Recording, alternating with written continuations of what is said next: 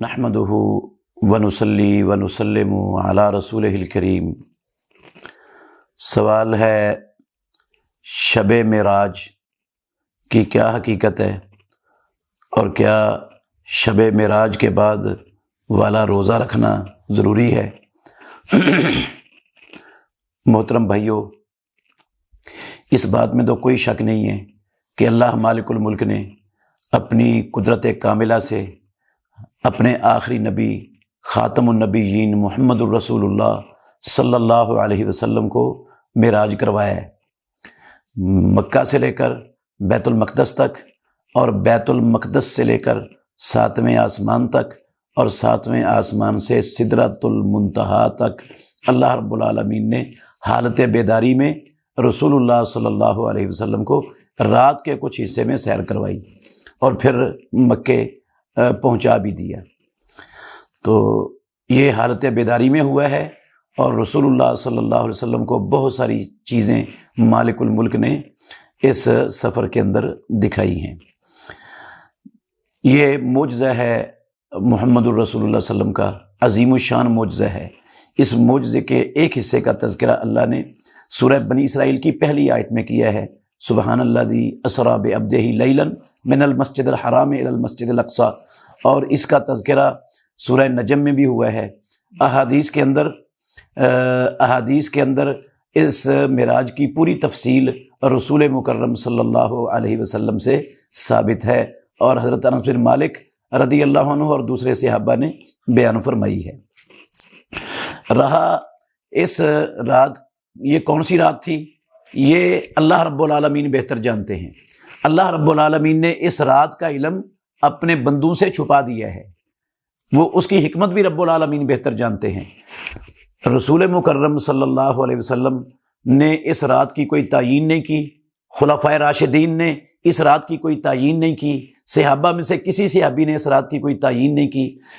تاریخ اور سیرت نگاروں میں شدید اختلاف ہے کہ یہ تاریخ میں بھی اختلاف ہے اور حتیٰ کہ مہینے میں بھی اختلاف ہے اور سال میں بھی اختلاف ہے کہ کس سال رسول اللہ صلی اللہ علیہ وسلم کو اللہ رب العالمین نے یہ معراج کا اور اسراء کا معجزہ عطا فرمایا ہے۔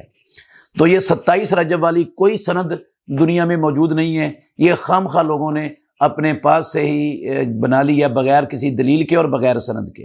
معراج ہوا ہے، اس کا انکار نہیں ہے، بہت بڑی عظمت اللہ نے دی ہے محمد الرسول اللہ صلی اللہ علیہ وسلم کو، اس کا انکار نہیں ہے، لیکن وہ 27 تھی، 27 رجب کی رات تھی، اس کی دلیل کوئی نہیں ہے، نہ قرآن میں، نہ پیارے پیغمبر کی سنت اور حدیث میں، اور نہ صحابہ رضوان اللہ علیہم اجمعین کی زبان سے اس کا کہیں تصور اور نام و نشان بھی موجود ہے۔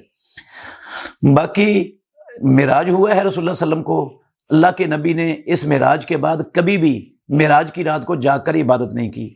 ابو بکر صدیق رضی اللہ عنہ نے نہیں کی، فاروق اعظم نے نہیں کی، علی المرتضیٰ نے نہیں کی، عثمان غنی نے نہیں کی، طلحہ و زبیر نے نہیں کی، سعد و سعید نے نہیں کی، حسن و حسین رضی اللہ عنہما نے نہیں کی، کسی ایک صحابی نے بھی کوئی سپیشل عبادت نہیں کی معراج کی رات کے نام سے۔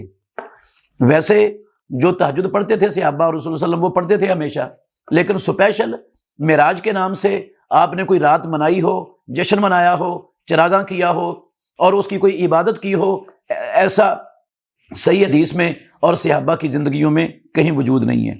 اور نہ ہی سپیشل شب معراج کے نام سے اگلے دن کا روزہ رکھنا رسول اللہ صلی اللہ علیہ وسلم سے ثابت ہے اور نہ ہی صحابہ سے ثابت ہے۔